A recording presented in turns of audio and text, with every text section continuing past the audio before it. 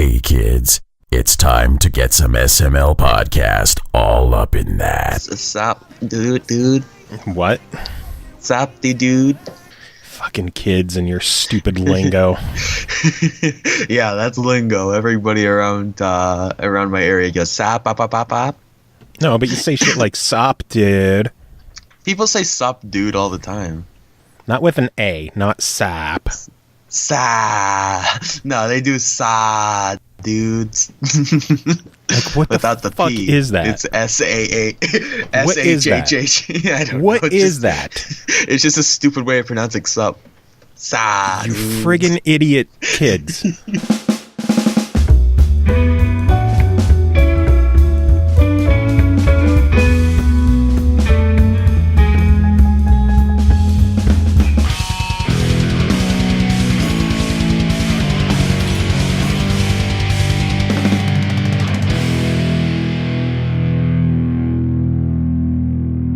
What's up, everyone? This is the SML podcast. I am your host, Joe. Joining me as usual, CJ. CJ, how you doing?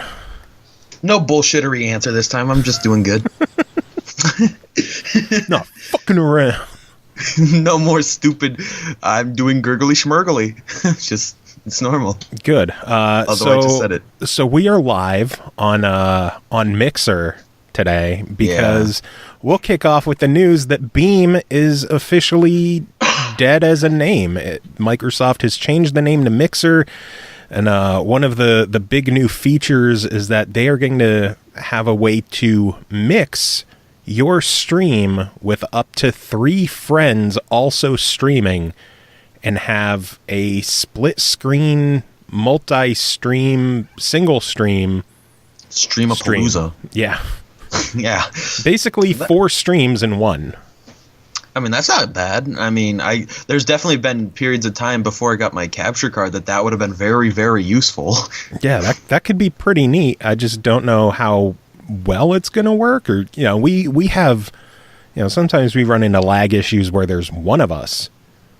Yeah, that's true. Like, there's a good possibility that they're going to have to do a lot of work to figure out how to stop one screen from delaying from the others. Yeah.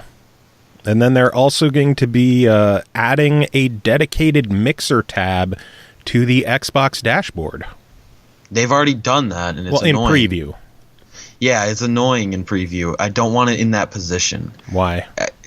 Because if I scroll over, I want to see community first. Mm-hmm. Well, you're in the preview program, so give feedback on it. Yeah, I'm gonna, you because it's annoying.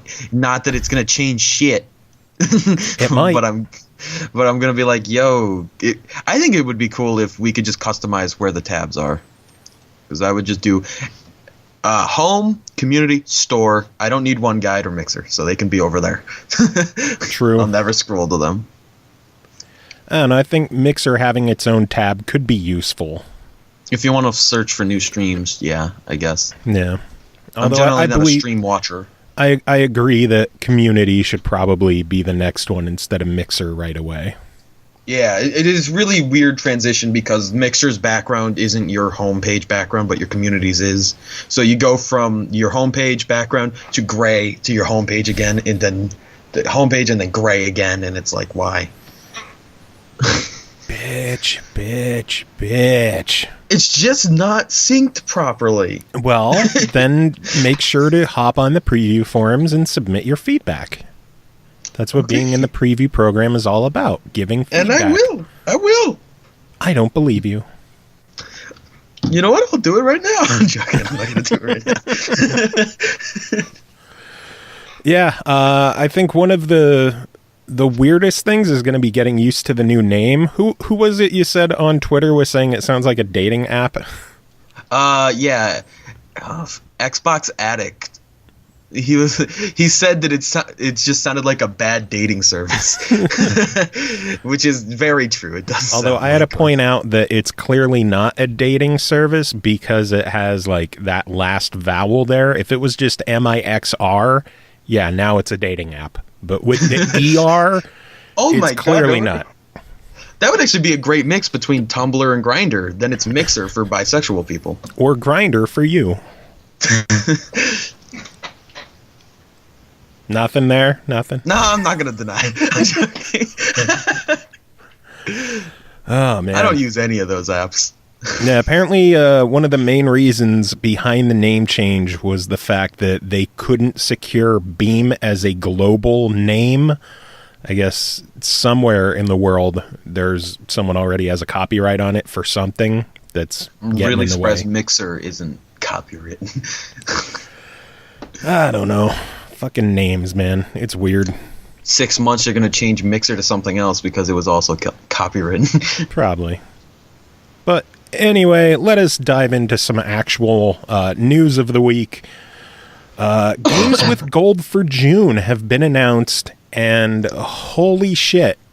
Yeah, they're really good this month. This is a hell of a lineup for June. Let us start with Xbox One. For the entire month of June, brand new release, Speedrunners, is not only coming to console, but it is going to be free on Xbox One. That is, I already own it on PC and I was gonna buy it anyway so that me and my friends could play it on Xbox. And now it's like, I don't even have to worry about them being able to afford it because you can. Yeah. No arguing with me this time. And then June 16th through July 15th, let's add to the brand new indie release with a AAA in Watch Dogs is going to be free. Which is a game that everybody expected at some point to be free, but it's still pretty damn cool that it's finally happened. Yeah. And why stop the AAA goodness on Xbox One? Xbox 360, June 1st through the 15th, Assassin's Creed 3. Which is pretty neat. It's the worst Assassin's Creed, but it's still a decent game. Which, well, I don't know. Some of those side stories weren't the greatest. Yeah, but who counts the side stories as the actual real games? Like, I'm talking like main games. Assassin's Creed 3 is by far the worst. But we now have the entire series, main game series, playable on Xbox One. I mean, I would consider Brotherhood a main game series as well, and that one's not. It's in the Ezio collection. I didn't realize. I thought you meant just like backwards compatibility. No, the whole series. All right, yeah, that makes more sense. I was going to say the whole series isn't backwards compatible, but yeah. The only game, I believe, overall from this series that isn't playable is Liberation HD. Yeah, Liberation isn't. Yeah, that is the only one, isn't it? Yeah. All the other side stories, Rogue is playable. The Ezio collection has those 3. Assassin's Creed 1, the original, is backward compatible. It's, if you like Assassin's Creed, I guess Xbox is the place to play them all. Yeah, I suppose so. And then June 16th through the 30th, if you don't already own it through EA Access, you could get Dragon Age Origins for free. Which is a kind of bullshit maneuver. I mean, it was literally on sale last week for $5 instead of $15, which is kind of a shitty and shifty maneuver, but okay. I passed it up because I don't think it's that shitty of a maneuver. I mean, it wasn't going to be free for another month, so if you didn't want to wait. Yeah, but they announced that it was going to be free, so nobody's going to purchase it if they announce it that month. I think that, well, personally, in my opinion, if it's going to be on sale, it shouldn't be Game with Gold until at least the following month after the month that it was. So, like, what I mean is, like, July, it would have been okay. Give people time to actually play the game before you make it free. Yeah, you have a month to play the game before it's free. Yeah, but they announced it already. Nobody would have bought it. I mean, give people time before they announced it. People who didn't Nobody have does gold. That unless they're only physical. I don't know. I think it's shitty to do that soon. Like Assassin's Creed 3, perfectly fine to pull that. It hasn't been on sale in like a month or two at least. And it's a brand new backwards compatible game, so nobody's going to complain. I don't know. I don't see an issue with it, but whatever. And then for the whole month of June, they're also going to offer a multiplayer DLC pack for Phantom Dust HD for free as well. So yeah, that's pretty cool. I might grab the DLC even though I haven't downloaded the actual game yet. Why? It's free. Because I don't download every game that's free if I'm not actually that interested in playing it. Okay. If I don't care about playing it, why am I going to downloading it? There's just no point. I don't know. I'm used to just downloading everything. Yeah, I mean, you do that. I'm down to less than 400 gigabytes. I'm gonna need another external. Yeah, you should probably jump on that. Yeah, they're so expensive though. Yeah, I just added a handful of games this week because the Backward Compatibility edition for this week was pretty nice list of games. Nothing available on Thursday, but Tuesday had 5 new games added to the list. Clearly, Assassin's Creed 3 was added to the list. And then they also added Shadow Assault Tenchu, Shinobi, Ilo Milo, and Matt Hazard Bloodbath and Beyond. That's a funny title. I enjoyed Eat Lead, so I was excited to see the sequel come to Backward Compatibility as well. I still need to play Eat Lead. It's a really easy completion. I should get around to doing it. It's a fun game, too, and Will Arnett's voice acting is awesome. Oh, he's in it? Oh, well, then I'll definitely play it. I didn't know that. He is Matt Hazard. That's fucking cool. Love Will Arnett. Unfortunately, he was not in the sequel, and they made a joke in the game of like, what, you don't even have a voice actor this time? It's like, we're indie. We don't have money for that anymore. That's funny. So that was fun. Oh, man, what other news has come out in the past week? There's a lot of stuff. Red Dead Redemption is officially delayed to spring 2018. Well, now if Far Cry is planning on that whole thing, which doesn't really look like it from the picture they released, at least they wouldn't face such a harsh competition right away. Well, I don't think Far Cry is like old Wild West. It takes place in Montana, but it's supposedly present day. Yeah, well, when they released that picture, it pretty much clarified that it's not like a old Wild West kind of deal anymore. With like that's just what people were thinking. A crazy Christian cult gone wrong, something like that. It looks pretty neat. I like the picture. Yeah, I'm excited for it. I haven't played a Far Cry game since the worst one ever, though, and that was 2. I hate that game. Why haven't you played 3? Because I just never got around to it. I should now that it's backwards compatible. Oh my god, 3 was so good. 2 was such garbage that I just didn't care to try 3. I don't know. I don't know what to tell you. I don't know. There's more news, so... It was announced that the #1 selling console in April was the Nintendo Switch. Not a surprise, right? Yeah, no, not surprising at all. Here's the surprise. The #2 selling console of the month was the NES Classic. That is surprising. You wouldn't think there would be enough NES Classics to make second. Good thing they discontinued it, huh?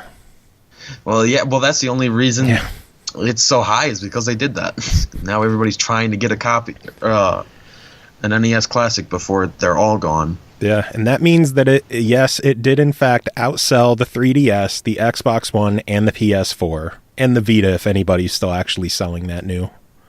Yeah. I honestly don't know if anyone's still selling it new anymore. I really don't. I wouldn't be that surprised. They pretty much cut a lot of the support for it. Yeah. It's funny to go into stores and look at their Vita section, and there's like 4 games. Yeah. Pretty heartbreaking. Yeah, what are you going to do? Oh, well. Poor things. Speaking of Nintendo news, it looks like the rumors of that Mario and Rabbids crossover are looking more and more real.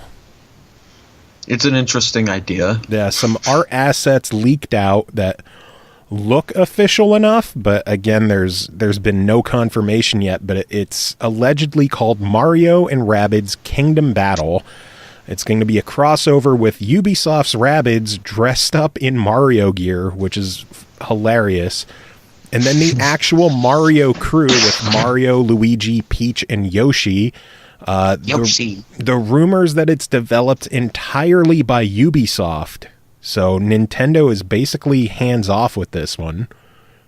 That's a really interesting idea. I mean, I get it because Rabbids, but still, you would think that Nintendo would be a little more like, we'll take Rabbids and we'll make it. You guys can publish it, maybe.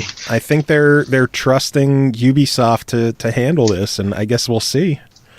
Well, supposedly a mix of turn-based combat and exploration. And for the first time, the Mario crew are going to have like laser guns and bazookas and shit. Interesting. I mean, it turned me off a little bit when you just said turn-based, but still. Well, it's going to be an RPG. Yeah. Still. Turn-based still. You're a pussy. I hate turn-based games. The rumors and all the news is that it was supposedly going to be officially revealed at E3, and it might still officially be revealed at E3 with a supposed August or September release. So I guess we'll see what happens from here. That's pretty soon, but I like the way Nintendo does things of announcing it right before they do it rather than letting it fucking sit forever and then delaying it and delaying it. Yeah. Because they weren't ready to announce it, but they still do it. True. Let's see. Crunching Koalas, the team that brought Butcher to console, are going to be bringing a game called Timber Tennis to Steam and consoles. A mobile game coming with added online play, so that should be fun. Interesting. Tennis game. It's been a little while. I don't think we've seen a tennis game on here in like a year or two. We haven't. Like the closest we've had is phase. Yeah, and that's not really a tennis game. Tennis at all. It's just a tennis-esque game. Capcom announced that Dragon's Dogma Dark Arisen is getting a PS4 and Xbox One release in Japan this fall. No word on a US release at this time, but I am hopeful. I'm kind of bummed that this probably shuts the door on the game joining the backward compatibility program, but I will take this game on current gen any way I can get it. Yeah. There's ups and downs to it. At least it's a separate achievement list, so you can always get more new achievements. This will be the third achievement list because Dragon's Dogma and Dragon's Dogma Dark Arisen had separate lists. Interesting. And now this will be Dark Arisen HD. Noise. Why do they have to add an HD to it? It was HD on 360, wasn't it? Just 1080 or 720, something like that. I don't know if they're going to call it HD or remastered. If it'll just have the same. I don't know what they're doing. I'd hope not. We don't even know if this is coming to America yet. Hoping. That's true. But we don't know anything official. It could yet. Just be a Japanese release. And then first-person shooter Get Even from the Farm 51 and Bandai Namco was supposedly going to be releasing like tonight, but it got delayed a full month to June 23rd due to the disgusting attack in Manchester that has killed 22 people. Yeah, 22 people. So that's absolutely disgusting that shit happened, but it's cool to see Namco and the Farm 51 putting a slight delay on the game to kind of distance themselves from the attack, considering it's a violent shooter that... Yeah, well, apparently it was revealed that towards the beginning of the game, there's a teenage girl with a bomb strapped to her chest. Oh, fun. So it's not a surprise that they want to kind of step away from that for a minute. Yeah. Let it die down a little bit. Anyway, last bit of news that I have for this week is the Xbox Game Pass has officially been announced to release June 1st.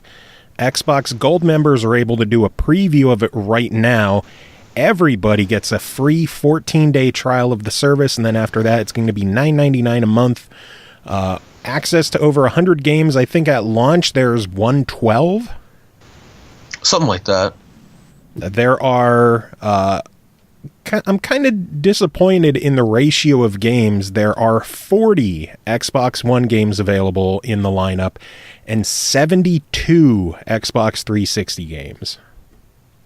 Yeah, well, there's a little bit of confusion on that too, because there's been some confusion with the BioShock games, because in the actual page for the Xbox Game Pass, it shows the 360 ones, but if you search it up in the store for the Xbox One versions, you can download them for free with the Game Pass.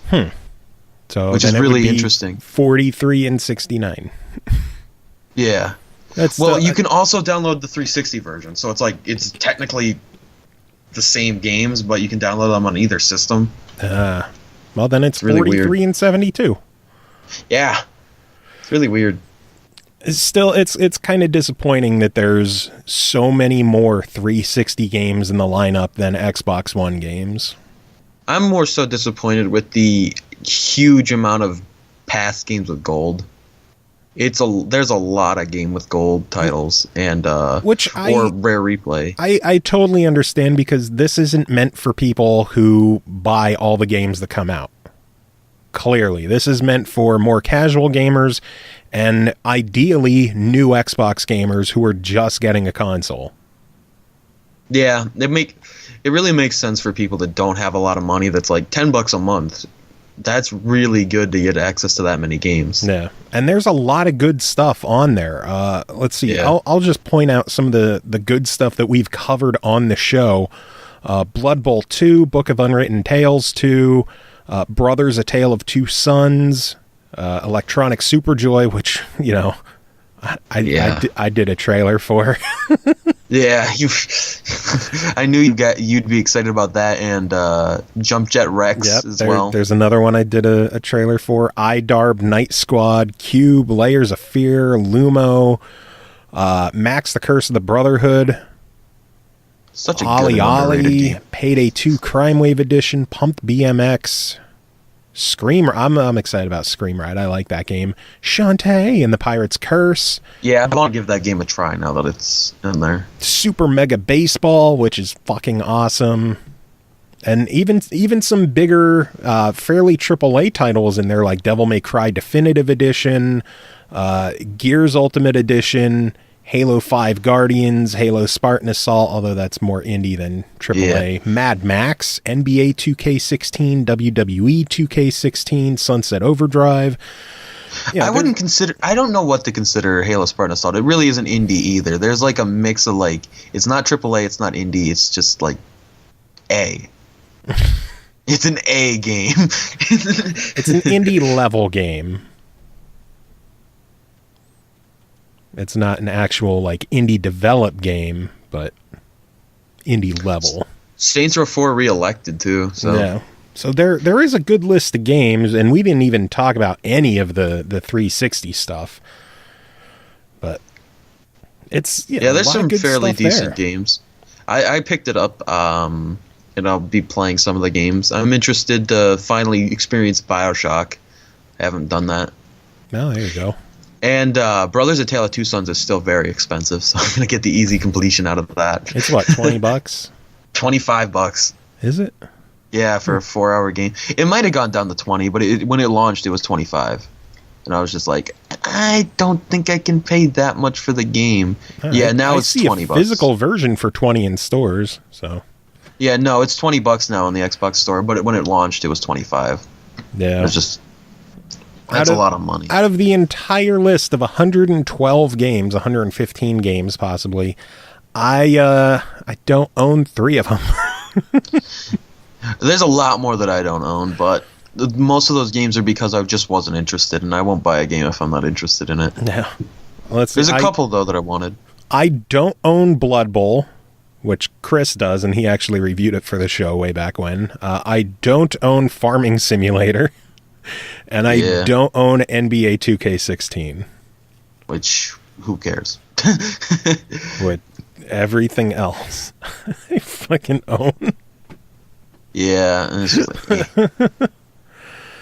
Yeah, overall, I think it's a pretty solid lineup of games. Let's just see how it goes month to month. I would like to see, it'd be nice to see more stuff added that I don't personally already own. Because, I'll do the 14-day trial to, like, check out, might finally give Farming Simulator a shot, but otherwise, I don't really have a use for it yet. And so far, I'm a little bit disappointed in the fact that the DLC is supposed to be at a 10% discount. However, that doesn't seem to be working for Xbox 360 stuff. Neither does the 20% discount on the games. I'm wondering if the discount might only apply to Xbox One stuff. I'm thinking that's the case, because it might not be able to tie in with the store for 360. Yeah. Since technically you don't get the games on the Xbox One when you buy it through the 360, it's just that the internet app thing opens up. So who knows? I don't fucking know. I don't know anything. So Still, it's worth a try. I hope next month they add a few more games that I don't own. Maybe Meet the Robinsons and Cars 2. Get a couple more easy completions out of it. That's probably what I'll use it for most. We'll see. I don't know. Are there any Disney games in there right now? I don't think so. Then I don't know if I would put much faith in any joining. Yeah, but you never know. They could show up eventually. There's plenty of developers that aren't in there yet that could be. True. Guess we'll see. It's a waiting game. Yep. Latino Heat, while you own a lot of games. Dude, you don't even know. You don't even know. Yeah, I have problems. Yeah, you do. And then there's the whole Rock Band issue. Yeah, that's true as well. This week I bought Bob Marley Pack 01, which was the last one. Oh, you now have everything? Yes. Oh, how were you able to get the Bob Marley pack? Wasn't that delisted or something? No. Bob Marley pack is still. There are 5 songs that were delisted that I can't get. Oh, okay. I thought you meant like you found somebody that had a code for the delisted stuff and you were able to actually get wish. I wonder if the guys at Harmonix have a way of like, yeah, we have codes laying around for those. That would be awesome. Able to be like, I highly doubt it, but especially at this point, like it's been a while. I would love to go back in time and just, well, they're going away. I better get them now. Because now they're gone. You never know that stuff, though. They are gone forever. But yeah, aside from those 5. Oh, well, you still have plenty of songs to play. Yeah, I think I'll be okay. And then they've been slowly bringing back some of the old delisted stuff. If you already owned it, you are now able to play the majority of the Red Hot Chili Peppers Blood Sugar Sex Magic album. Some of the System of a Down songs returned. The Metallica pack came back. So they're not available for sale, but if you already bought them, you are now able to play those in Rock Band 4. Oh, that's cool. So progress is being made, which is a positive. Oh, maybe they'll be able to renew the licenses for some of them. I doubt it, especially the Metallica stuff. I don't see that ever happening again. Fucking Activision, they had to screw it all up. Yeah. Activision screws up a lot of shit. They do. I hate Activision. Anyway, we have some games to give away. Yeah, we do. Well, we do. Yes. We have a handful of codes for Narcosis to give away. And we have 10 emails of people wanting this game. And my cats are going to keep just jumping on the desk as this show goes along, aren't they? God damn it, cats. Make it real easy to read. Yes, get off the desk if you're just going to hiss at the other cat already on the desk, you asshole. Oh. Anyway, Narcosis, we asked you on Twitter to send us an email and tell us your deepest, darkest fears of the ocean. Yeah, we wanted to have some fun with this one. It wasn't just Very telling specific. us why you want a game. You got to earn this one. What if you didn't have a fear of the ocean? Then you're not getting the fucking game. That easy. What if you creatively said that anybody that did have it was a pussy? Then I don't know. I guess we'll find out because we have 10 emails to go through. Our first one is from Daniel McCammon, who says, my biggest fear about the ocean is the lack of knowledge. We know more about the infinite space around our planet than we do about what lurks down below. That is some scary stuff. So not only does it get dark, but the pressure will kill you, and there's God knows what waiting down there to chew faces. That's a good one. I mean, not knowing is a pretty scary thing. Fear of the unknown, which that's some scary shit to think about. I'm pretty sure we're gonna see a lot of those though. Probably. Next up is John Harvey, who says, I'd love to win Narcosis on Xbox One because I ain't ever going under the ocean IRL. Underwater might as well be an alien world. There's things down there that you don't want anything to do with. Everything has spines or claws or spikes or poison, is dripping with toxins, or has teeth the length of your head. Too many creepy things, especially jellyfish. Jellyfish shouldn't be allowed. just allowed. Floating about with their long, stingy bits, just waiting on unsuspecting Scottish kids to kick them. Because, well, I was a kid and I didn't know any better. I can still remember the weird purple veins it had. A stupid thing. Anyway, thanks for the chance and good luck to everyone who enters. P.S. Thanks again for the Demon's Crystal code the other day. So. Scared of some jellyfish, eh? Fucking jellyfish. Next email from Daniel N., who says, my deepest, darkest ocean fear is slowly being torn apart limb by limb by the biggest great white shark in the ocean, and having that great white shark being eaten by an even bigger megalodon shark. Getting eaten twice is by the biggest predators of the ocean. What a bloody, disgusting way to go. Eaten by shark eaten by bigger shark. That's pretty funny. It's scarier, the fact that the murderer just got murdered. Very true. Next up is Michael Brody, who says, I need to remember to type your email out. He apparently just previously sent the email to the SML podcast at Gmail. He forgot the .com, but he forwarded on and says, hey... Gmails should know. I don't know. It's easy. Says, hey, I was thinking about this game since the day the devs were on the stream. It's definitely on my wish list. Win or not, I will pick it up eventually. Now, why am I scared of water? I'm not too much, as most water I've been in isn't too deep, but I am scared of deep water and the unknown way below. Specifically, the scene from Dances with Wolves where suddenly he looks in the water and sees a deer head looking back at him with open eyes. I'm scared to this day that could be in the water by the dock. So far, I've yet to see it. Anyways, I am not lying, not too creative, because it's the truth. The deer head from Dances with Wolves. That's funny. Next up is Rob Hester, who says, I was once out surfing and waiting for a wave when something brushed up against my leg that felt like sandpaper. I freaked out and hauled ass back to the shore and never went back in the water and left about an hour or so later. That night, I see on the news at the same beach I was at, someone was bit by a bull shark. Ever since that day, I have not gone back surfing. Wasn't really good at it anyways. And even when I snorkel out at the reefs, I tend to freak out thinking a shark will show up around me. That's a legitimate fear. That would be scary to touch one. May have been touched by a bull shark. Oh, man. Next one is from Francisco Doral, who says, fam.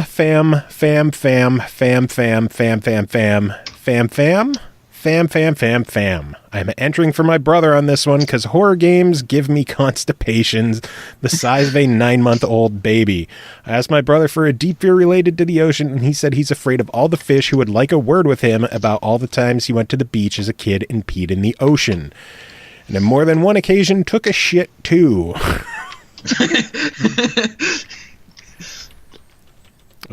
Brother scared of fish, pissed about his piss. Next one is from Crumb Donut, who says, hi, my biggest fear about the ocean is the fear of drowning. The panic of not being able to breathe, and when your lungs gasp for air, you are greeted with water instead. There is no escape. It is truly frightening. Although that notion is really scary, you got me intrigued by the Narcosis game during your stream. It sounds like a thought-provoking game, and hammy for the win. Fucking hammy. So scared of drowning, which that's a legit fear. I absolutely agree with that one. Rather drown than be burnt alive, though. Man, that's a tough one. Yeah, it is. I've thought about it too many times. I made the decision. Drowning seems easier. Apparently you pass out pretty quickly. I don't know. Anyway, next email's from Robert Mertens, who says, hi there. Okay, that is not my deepest fear, but a very crazy dream from last week. I stand on the Tower Bridge and I look down to the water to see my dad swimming in the blue water, and then I fall down, but I don't know why. Very crazy dream. Thanks for a chance to win. Crazy dream about falling in the ocean with his dad. That's an interesting dream. Next That's more up, of a fear of gravity than water, though. I don't know if there's water down there. Anyway, next email is from Aroto Tomato, one of our big constant winners. Let's see. He says, my deepest ocean fear used to be Cthulhu, but that was a long time ago. Now I think it's the S Club 7. Remember them? You just know that's where they are now. Send shivers down my spines. Who would win in a fight, Cthulhu or the Loch Ness Monster? I think Cthulhu. I'm not that familiar with Cthulhu. Like, I know the name, but I don't really know what it is. So, he's scared of S Club 7, I guess. I don't know what that means. Fucking girl band. I thought it was a band. It made sense, but I was like...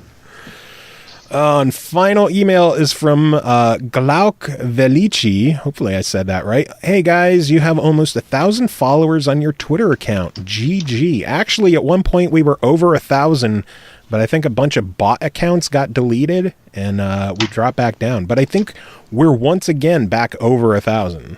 Hopefully this time without a bunch of bots. Oh, there's always going to be bots. Yeah, but hopefully there's less of them. Let's see. Twitter is saying right now that we are at 1,001. Ooh, so, one more person's followed us since that email. Yeah. So, you have almost 1,000. Good. GG. One of my deepest ocean fears would have to be the Kalmar giant, as we say in French, the colossal or giant squid in English. When I was a kid, I used to read many stories in science magazines about the species, but not only the colossal squid, there are also other deep-sea creatures like the anglerfish or the black swallower. This is terrifying to know these species can live more than 3,000 feet below the surface in the midnight zone, where everything is dark. This is scary and fascinating at the same time. Sorry for my English. My first language is French. Thank you for the chance. Narcosis looks like a good game to play. I think it was better written than Francisco's. Well, Francisco was the one his brother worried about the fish. Yeah. He also said fam a lot, which I think is why he won the last one. That's why he did it. Because I was like, great use of fam. So we have 10 entries and 6 codes. Yeah. We definitely have 6 codes. So we have some work to do here. Weird to say, but I think I'm gonna DQ Aroto on this one, since S Club 7 isn't really an ocean fear.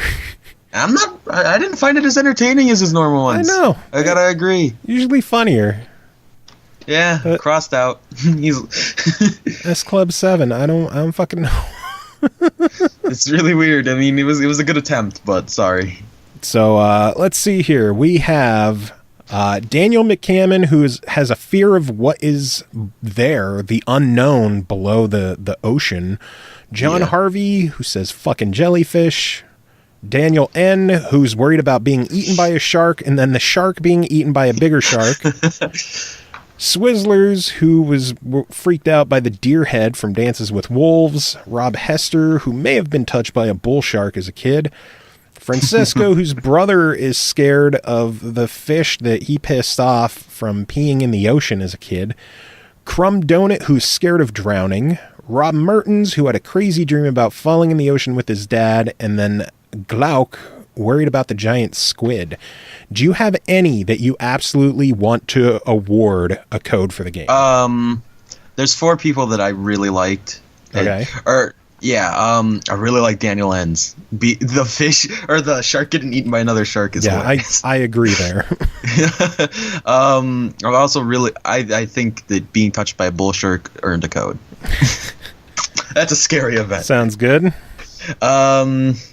I think the funniest entry was the fish being peed on from Francisco. I wasn't too sold on that one. We'll have to debate that one. And then Crumb Donut, because that was a different answer from everybody else's, and it is actually very scary. Yeah, I definitely agree with that one. I agree with the other 3 you mentioned. I like Glauks with the giant squid because I am fascinated by giant squid and just those in general.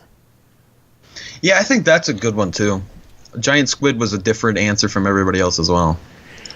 And then we have, what, 1, 2, 3, 4, 5, 6 more, but only 2 codes.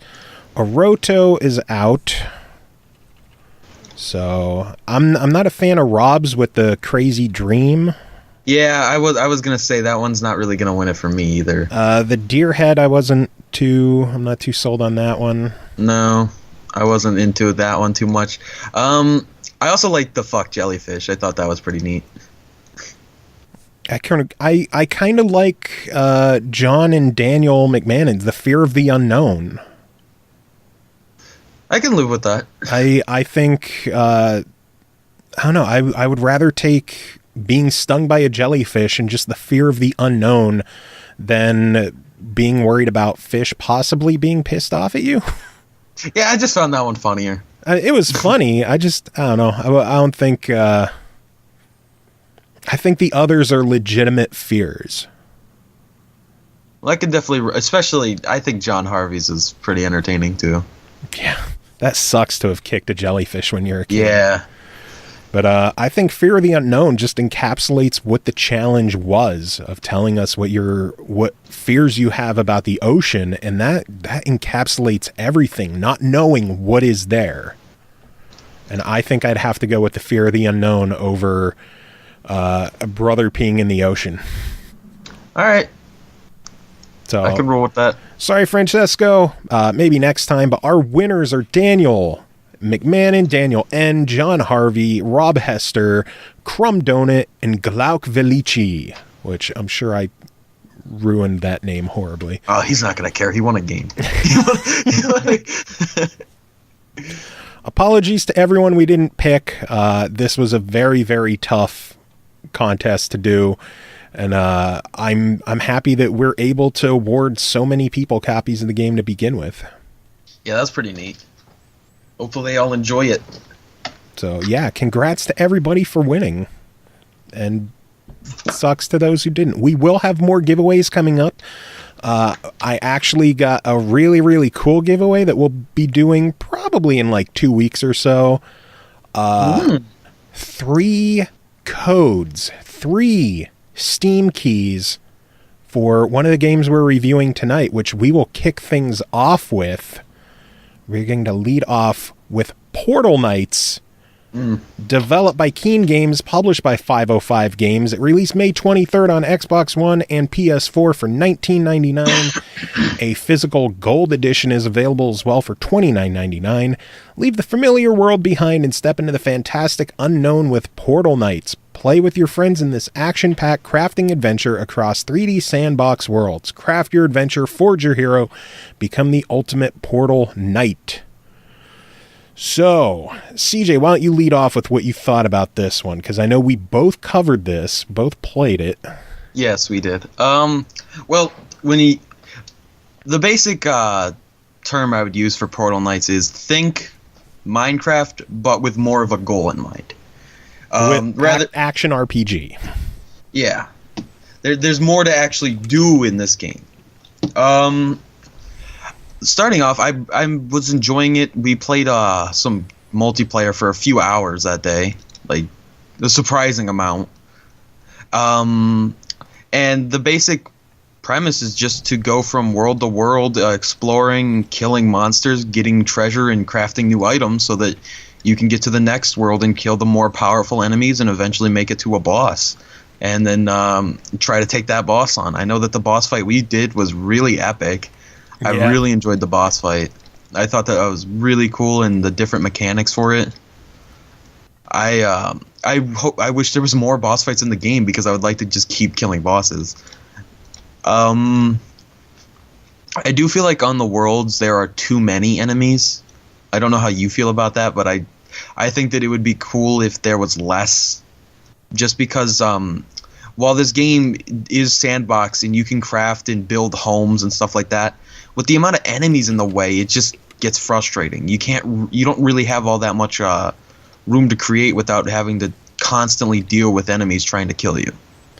See, I think there's more of a focus in this game on the action RPG with crafting elements than a crafting game with action RPG elements.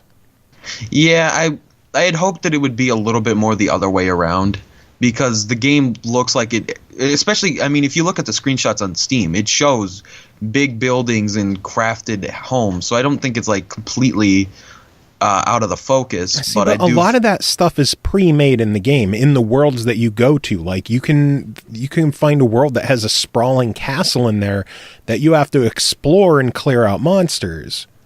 I don't think the point of the game is to create those sprawling castles or these gigantic houses. Like there's been worlds where, you know, there's a house there that I would just make my house, and then you can, you know, do some minor crafting or clear stuff out or decorate, because there's a handful of different crafting tables in the game, one each for the three different classes you can be in the game, which is like a warrior, an archer, and a mage.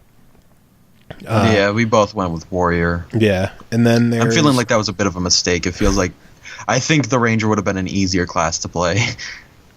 You can always do another character if you want. Yeah, that requires restarting. They also have an anvil to craft weaponry. They have one to create like furniture and housing stuff, like beds and closets and stuff like that. It's just, I think the biggest focus of the game is meant to be the action RPG elements, and it's not meant to be Minecraft where you're building these gigantic sprawling houses and whatnot. I mean, I can kind of see in some areas where there's too many enemies, although there have been worlds where I kind of, you know, I just circled around looking for more enemies. Yeah, I haven't had that issue. Every world I'm on, I'm like, all right, and now there's 20 guys in front of me. Like, why? I know you know, in some of the more difficult areas, I have run into times where, you know, I'll get ganged up by like 4 enemies at once, which could be kind of irritating, especially if it's a level I'm just kind of able to handle, and then you get overwhelmed and you're shipwrecked. Yeah. The events in the game are pretty cool, though. I ran into another event earlier today when I was playing. That was it filled the entire world with like, it replaced all the enemies with like skeletons. Oh, nice. And the goal was to just kill a bunch of skeletons, and you would complete the quest. I'm not really sure how the rewarding works for that, because it doesn't really. I just didn't notice anything happen. Like the quest was just gone, and I didn't notice if I got any XP or not for it. Yeah, I'd assume I got some. I think there's a God damn, your fucking mic. God, that hurts my ears when that happens. Like, you've really got to figure out what the fuck that is. Yeah, I don't know. I can't do anything about it either. Got to figure it out, man. Gotta figure out what the hell's going on. It's just like, you should listen to an episode and hear what the hell it does. I can just record it. I don't have to listen to an episode to do that. But anyway, I think one of the downsides of the game is that things are a little too vague. Yeah. Like, you start the game and it has a decent tutorial teaching you how to create stuff, how to explore and kill enemies and mine and craft. And then after that, it's just you go from world to world, and there's no set goals in the world. You just show up, you kill stuff, you mine stuff if there's stuff there you need, and then you find portals to go to another world. Every now and then you might find inhabitants of the world who might give you a quest. They might not. Yeah. They might just be like, "Hi, you're here." Or, "Hey, I don't need you. Screw off." Yeah. Occasionally one will give you a quest of like, hey, kill X number of these enemies, and then they'll give you some experience and money, or I lost my wand, craft me a new one. Yeah, stuff that kind of stuff. But it just seems like there's a lot of aimless nothing in the game, which is a bummer because I really enjoy the action RPG elements. I enjoy the crafting. It doesn't beat you over the head with having to craft things, but it is there. Like, you could craft better weapons, better armor. You can build a house if you want, if you have that much time that you just want to build a new house and decorate it with furniture and goodies. And, you know, some quests, they might reward you with trophies that you could hang on the wall, stuff like that. But it just feels like there's a lot of aimless jumping from world to world with not much story tying it together. Yeah, I will say I was a little bit disappointed with it. I feel like there's just not enough to actually do. Like, I get that you can craft stuff and kill enemies, but aside from that, there's not anything else to really go for. You just upgrade your stuff and you get better and better stuff, and then that's it. I don't know. It is really enjoyable. Like, I'm just straight up addicted to the game, where every now and then I'll fire it up and see if there's any events going on, take care of those, try improving the weapons I have. It's helpful that when you're looking for certain materials or certain enemies that have certain other materials that you need, when you're in the world selection map, when you highlight one of the islands, you can hit the bumpers and see what enemies are there or what ores are there and materials you could pick up there, which is helpful. Like, if you're looking for obsidian ore, you could be like, oh, I could just go to this planet or this island, whatever. I think they're supposed to be islands, but they are islands, but it does seem like they're just more like planets. Yeah. I think my other biggest gripe with the game is the combat is very, very basic. Yes, it is. There's just hold button to attack, and I'm going to assume it's because we went with just warriors. Possible that the mage might have more going on. Yeah, they might have. I believe they have different spells that you could pick and craft and stuff there. But for the most part, with the warriors, it's just select a weapon and hold the trigger to attack.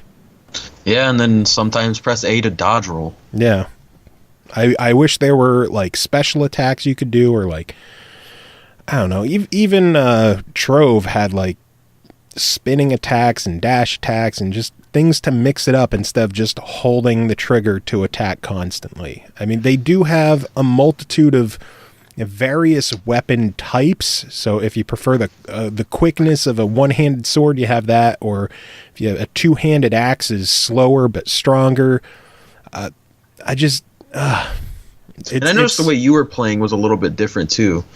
When we were playing as the warriors, you never moved out of the way of attacks. You just healed. Yeah. And then kept attacking. Whereas I would whenever I saw an enemy charging up an attack, I'd press A and dodge out of the way and then go back to them. It would depend on the enemy. If it was a weak enemy that I know I could take some hits and not worry about it, I would do it. If it was a bigger enemy who could just wreck me hard, I'll do a couple attacks and then dodge and hit him from behind. And it depended as well on, like, our level, because once we got to a certain level, it was no longer an issue of losing health because you could stand still for 5 seconds and get all your health back. Yeah, but although you can't do that in battle, clearly. Yeah, I mean, you got to get out of it, but it wasn't like as big of a deal if you lost health while killing an enemy, because you could just wait a few seconds and there's your health back. Yeah. I will say that the upgrading system is pretty cool, but I did have one other issue with it. The upgrading only seems to work for the stuff that's specific to your class. Like, I tried to upgrade my agility as the warrior character, and it didn't up my speed at all. Like, my current speed stayed the same. Yeah. And I don't know why that was the case. Like, you'd think that agility would be an overall thing for everybody, and it's not. So I just kind of wasted 2 skill points, which I was a little bit disappointed with. That is kind of weird. And then they, even as a warrior, you're able to, like, increase magic, which, is really pointless. You can't use it. Yeah, exactly. So it's like, why is that even an option? Yeah.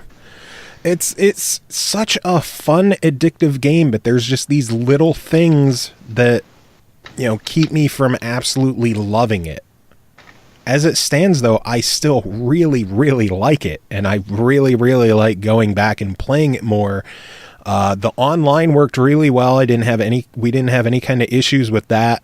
I think once, except for a couple of lag spikes, but that was about it. You live with like 40 people, so 7, but 6 other people, but yeah, still Jesus.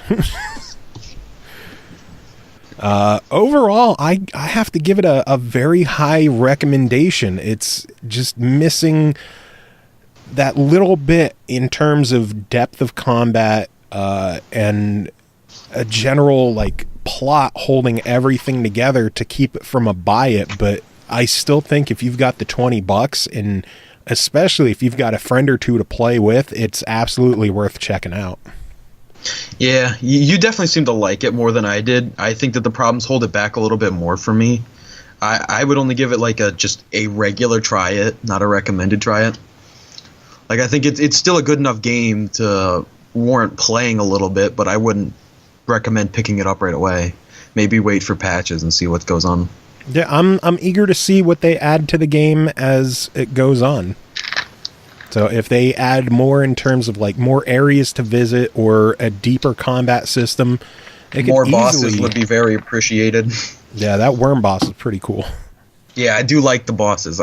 I wish that was the depth of combat for more regular enemies, because if you had to do like stuff like that to kill enemies, that actually felt like there was a real boss battle or a real fight instead of just spamming the RT button. Yeah. Overall, though, yeah, I really enjoyed it. And if you're interested in checking it out, make sure to keep listening to our show, because we are going to have 3 Steam keys to give away, which is cool as shit. Yeah, it is pretty cool. 3. Yeah, that's a lot of codes, especially for considering a lot of our audience isn't Steam users, so you can almost guarantee you might get one. Yeah. So, anyway, next game to talk about is called Shadow Warrior 2, developed by Flying Wild Hog, published by Devolver Digital. It released May 19th on Xbox One and PS4 for $39.99, previously available and reviewed by you on Steam.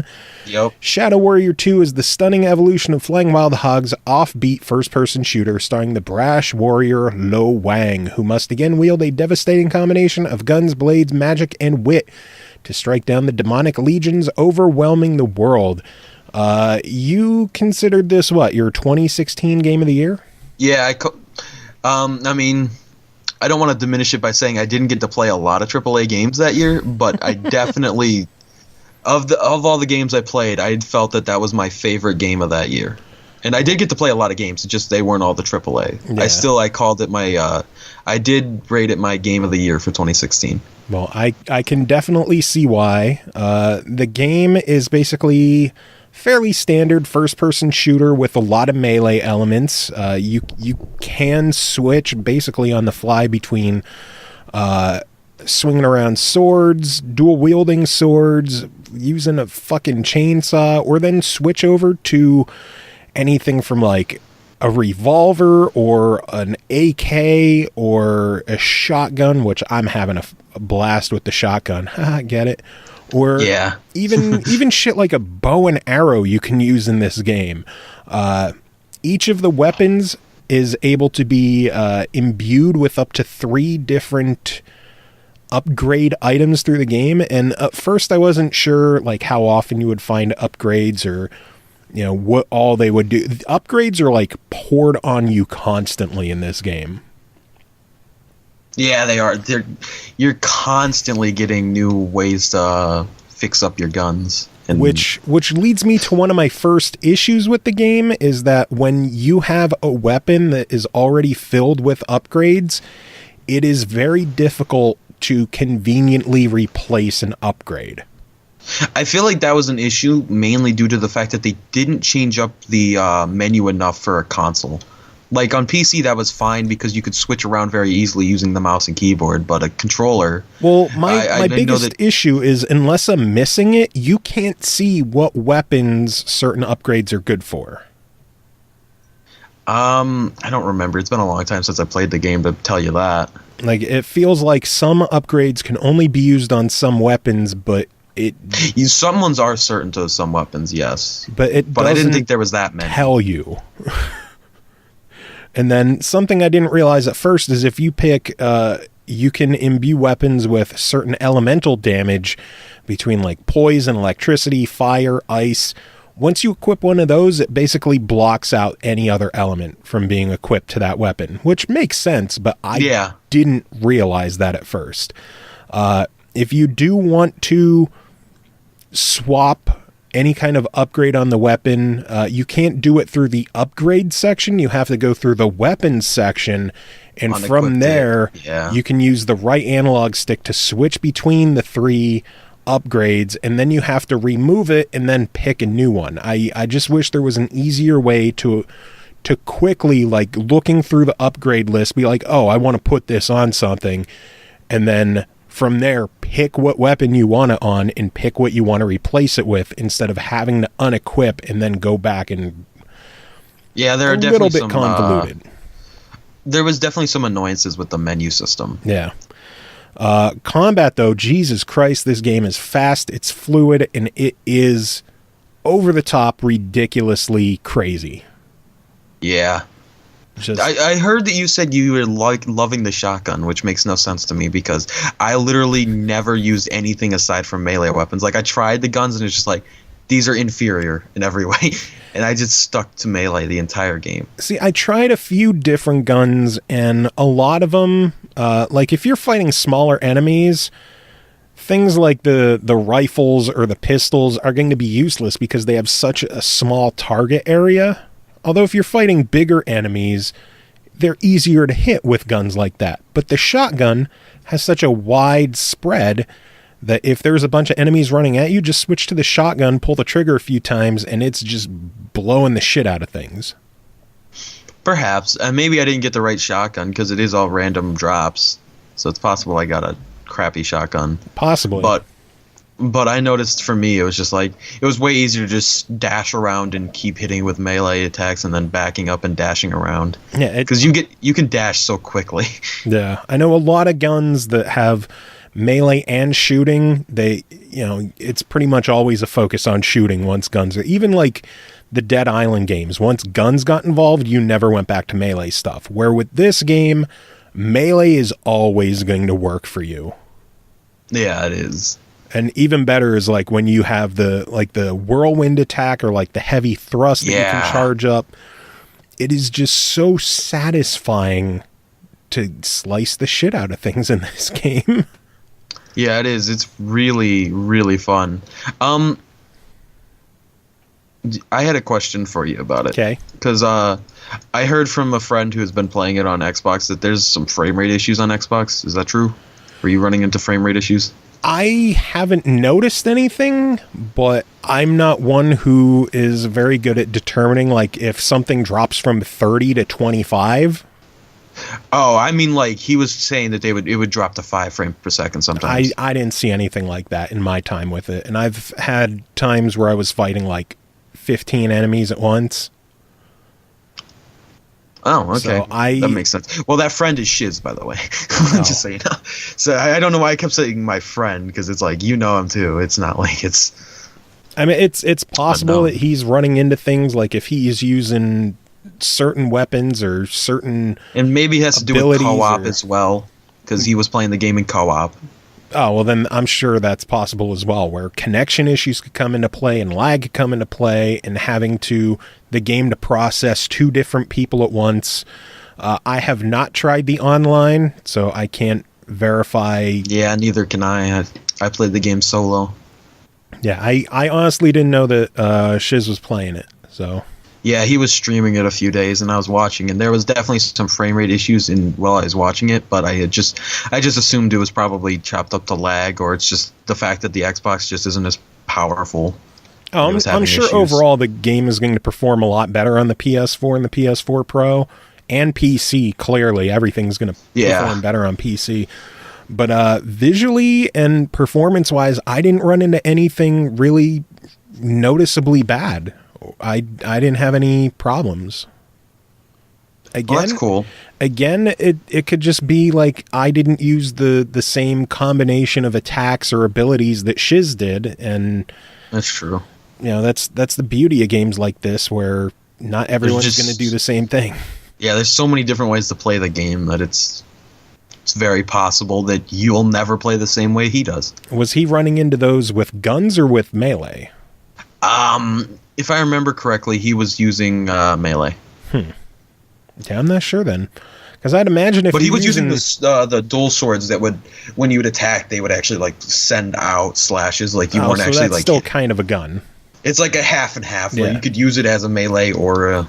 Yeah, gun. I haven't really messed with that much. When I do melee, I would pretty much just stick with the basic sword, or every now and then I'll pop out the chainsaw. But I haven't messed with those swords, so it's possible that the mixture of the dual swords plus the projectile there, plus whatever else is happening, is taxing the system too much. So it's your mileage may vary kind of deal. That's possible. Gameplay, I enjoy the fact that there's a decent amount of like open world elements where you can pick up missions or side missions and then jump from area to area and, you know, just murder things and look around for secrets and collectibles, and just it is so open and so much stuff to do in the game, and it's just so ridiculously funny and over the top. I mean, it's a game where their promotional materials were talking about getting more Wang. Yeah. So well, this game has great comedy, so yeah.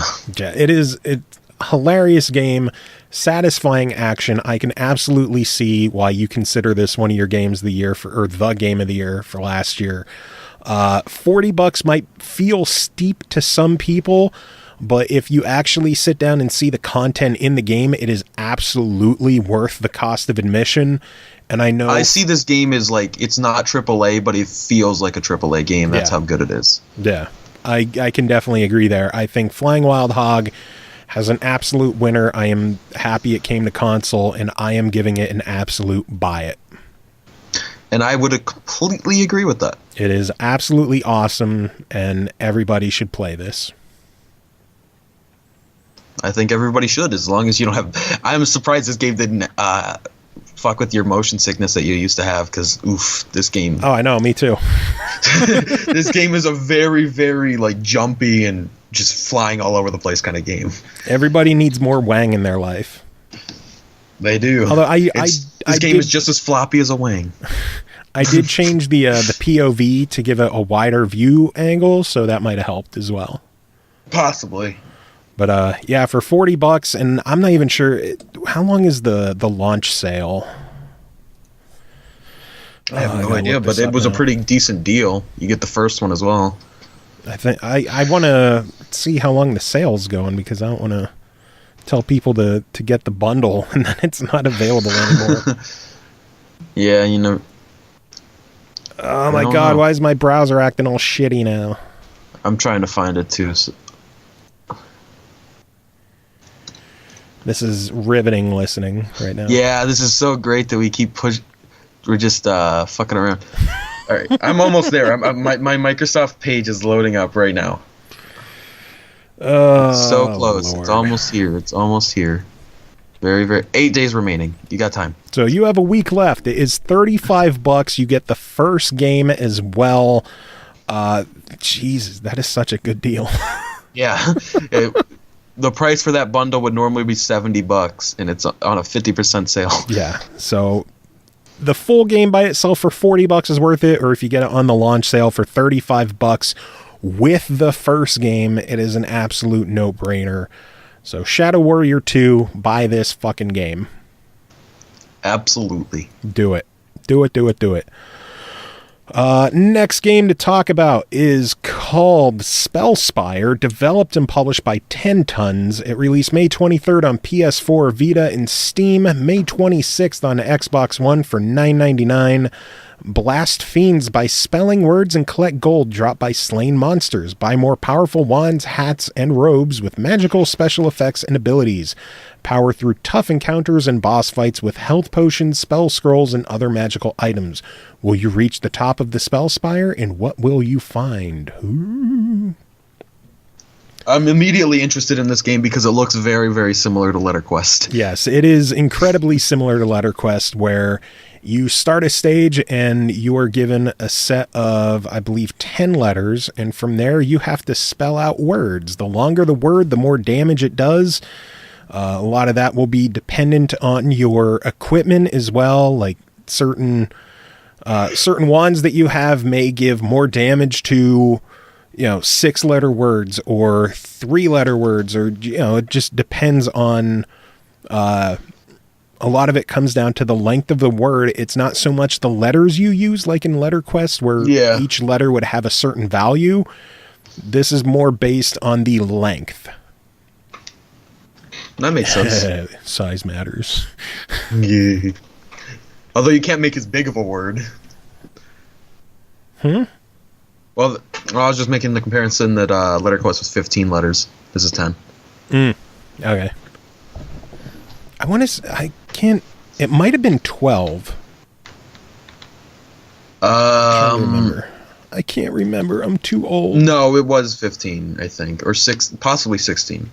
No, I'm talking about in Spellspire.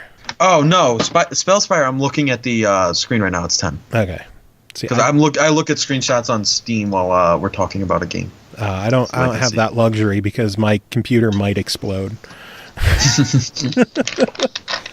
The biggest difference between Spellspire and Letter Quest is definitely game length. Letter Quest, I was able to get through it and complete the game in a fairly quick amount of time, where Spellspire is going to be a lot longer of an experience. The tower itself has, I believe, like 80 to 100 floors, something crazy like that, with a boss every 10. And then after you complete that, they also have a basement that you can go through as well. Wow.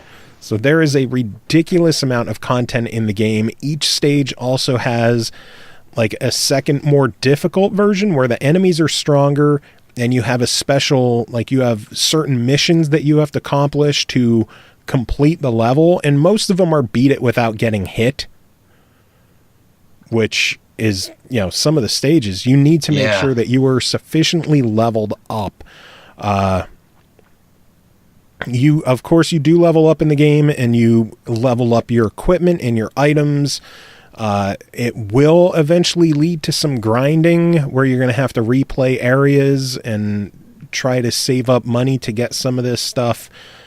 You can sell items that you get through the stages. Every now and then an enemy might drop like a handful of different items, whether it's a healing potion or an offensive weapon, or even something that it'll help you find like the longest, say, 7-letter word that you haven't already found. Stuff like that. Where you just use the item and then it plays the word. Something helpful in this game is they have a recall button where, say you spell the word, C, S-E-E. Yeah. You can hit the button and then it immediately brings those letters back, and you could put a D, so seed. And then you hit the button again, it brings back seed, and then you add another S for seeds or seeded, or it helps you make longer words consistently and quicker by letting you bring back your previous word and just build off it, or remove a letter and add a different letter, instead of having to start fresh every time, which is definitely helpful.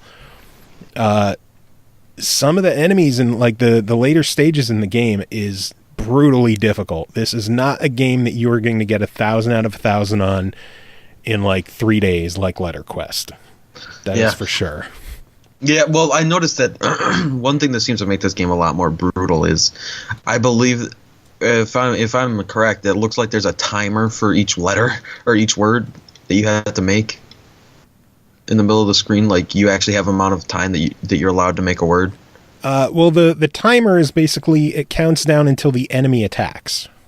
All right, yeah. So you are a little bit more limited on time than just like taking turns in letter quest. In this game, you want to try to hurry up and make a fast word instead of just letting it sit there. This is more about speed than sitting there and trying to think of the best words that you can make. You want to try to rapid fire as many as you can, and it even lets you cast spells and attacks before you're right up to an enemy. So there's definitely a grace period where you could be launching off words, hitting an enemy before you come face to face with them and the timer begins. And then a lot of the attacks, if it's powerful enough, it could go through and hit an enemy behind the one that you're attacking. Oh, that's pretty cool. Yeah. It's like I said, there's a lot to do in the game. There an insane amount of stages.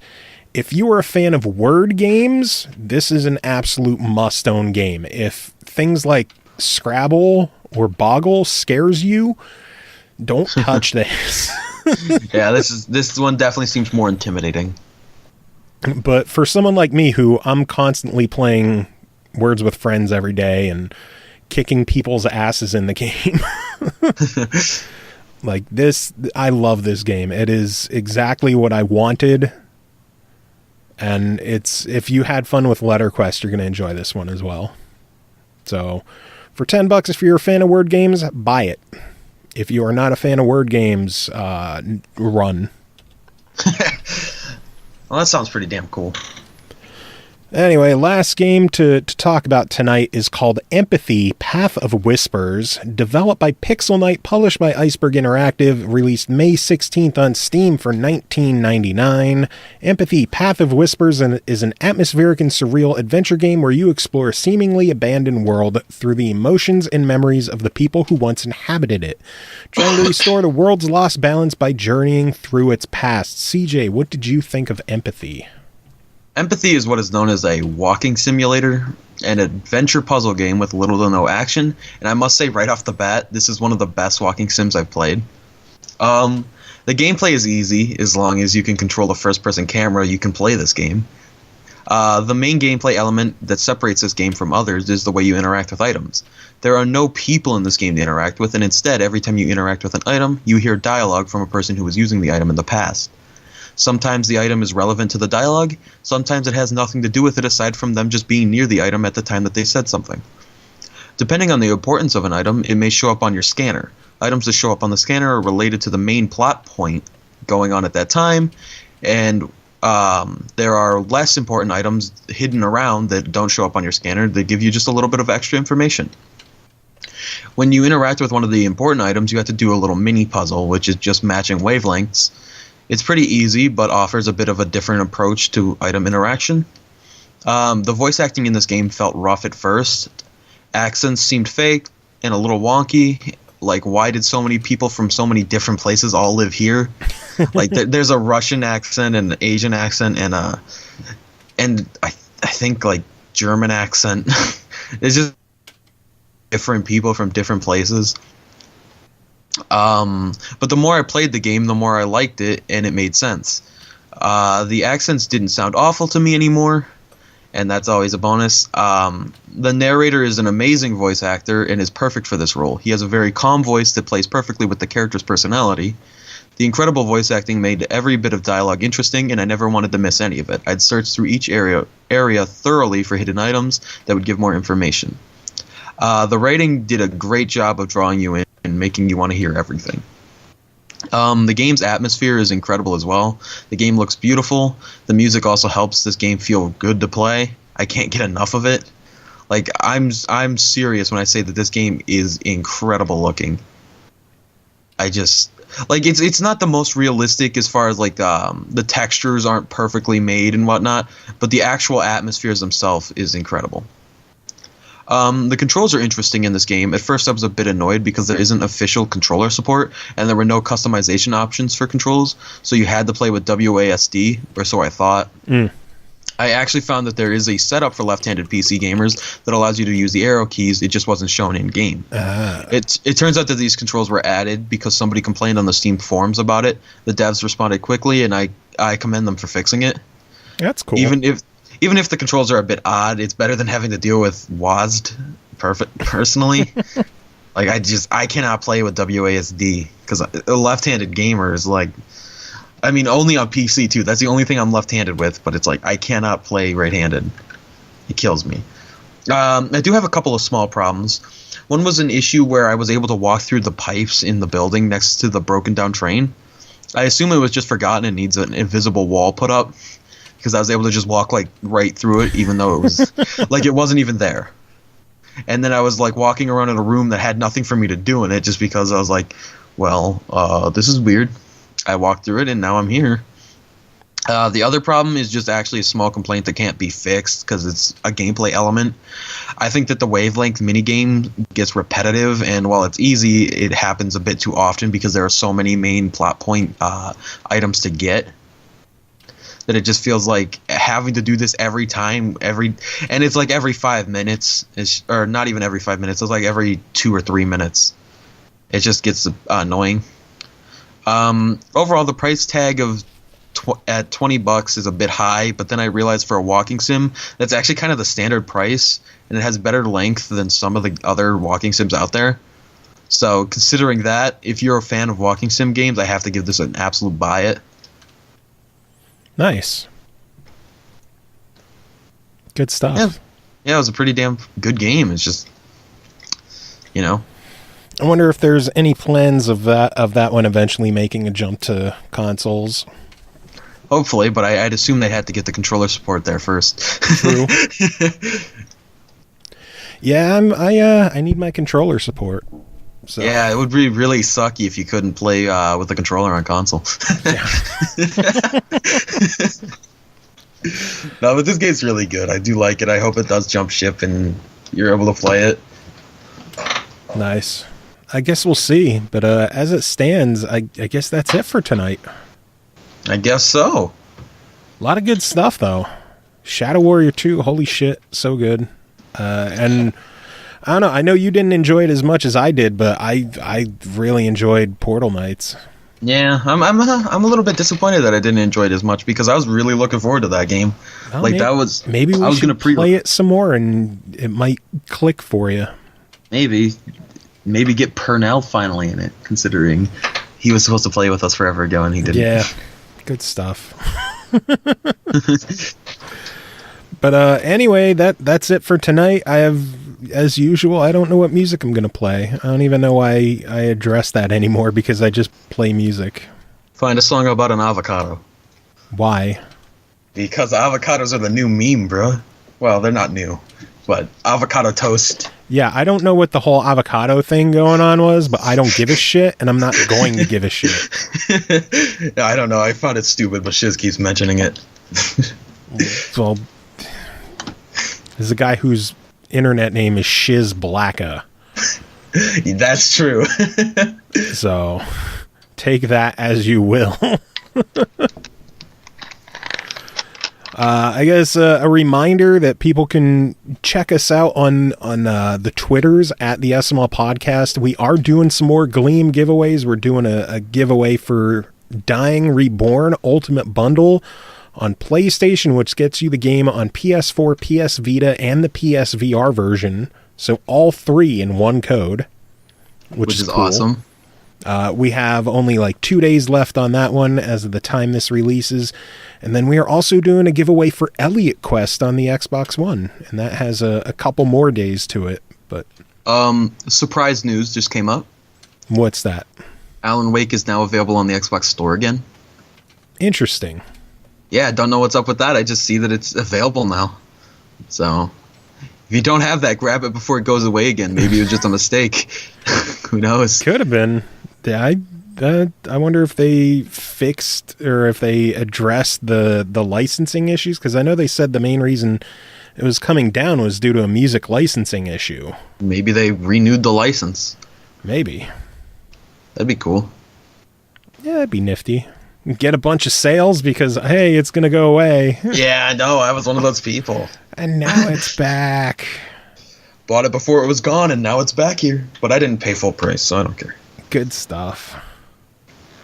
Oh, and then something else that you might be excited about. The Culling is hitting Xbox One next week. You'd be surprised that I'm less excited than you think. Really? You know how much other games like that frustrate me. I didn't care much for what was that game that I reviewed almost a year ago now. What was it? I can pull it up real quick. It was in my library under my old review games. I just know you're an Evolve fan. Shattered Skies. It's nothing like Evolve. It's a battle royale game. Yeah, but I don't like the games where you start with nothing. You got to go find shit, pick it up, and then as soon as you die, you lose everything and got to restart every time. I hate those. That's the point of the game is you have to. That's why I hate them. That's the point of the game. I'm not interested in it. I get that that's the point. That just doesn't make me interested. I thought you'd be excited about that one. Well, you were surprised. Oh, well. So, yeah, that's it for tonight. CJ, do you have any final words to end the show? I'm going to leave you with some words of wisdom that I got messaged last night while playing Assassin's Creed Revelations. Let's hear 'em. Pussy, learn to steal the artifact, dumb bitch.